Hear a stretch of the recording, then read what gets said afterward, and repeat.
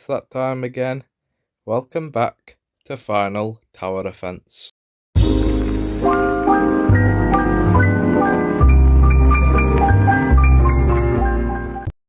iGrind Games here, and in today's video I will be making an unofficial tier list on Final Tower Defense.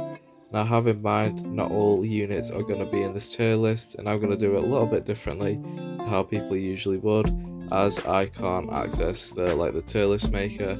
So I'm just going to be basing it off C tier units, which are the worst, then B, which are a bit better, A, which are a bit better than that, S tier, which are like some of the best, and then S tier, which are like meta units. Now again, I'm probably going to miss a ton of these units because I'm only using units that I'm actually aware of in the game and that I've tested out myself. So if you guys disagree, or you have other units that you think that deserve to be within these rankings, then please comment them down below so I can make a future updated tier list in the future.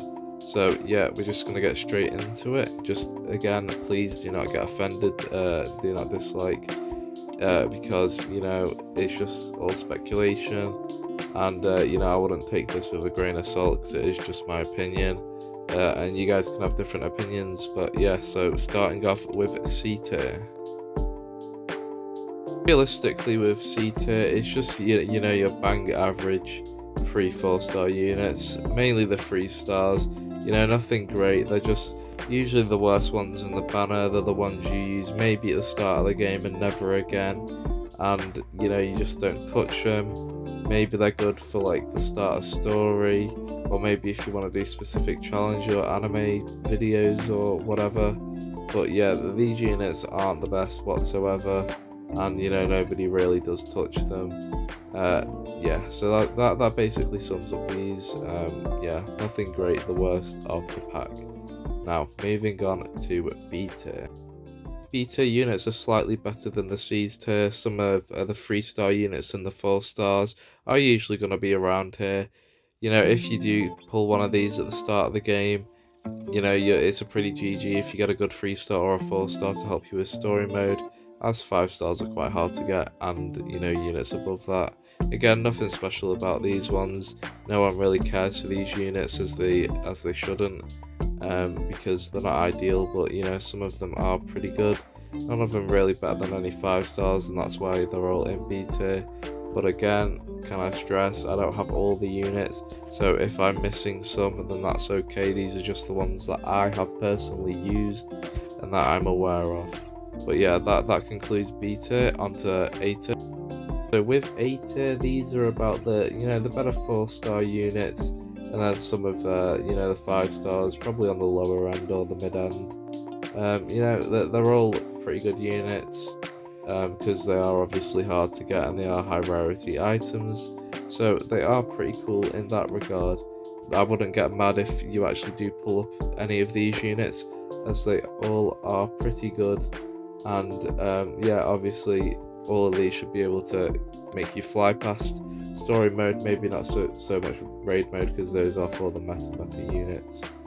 And yeah, so that pretty much concludes the A tiers that I'm aware of. Now we move on to S tier.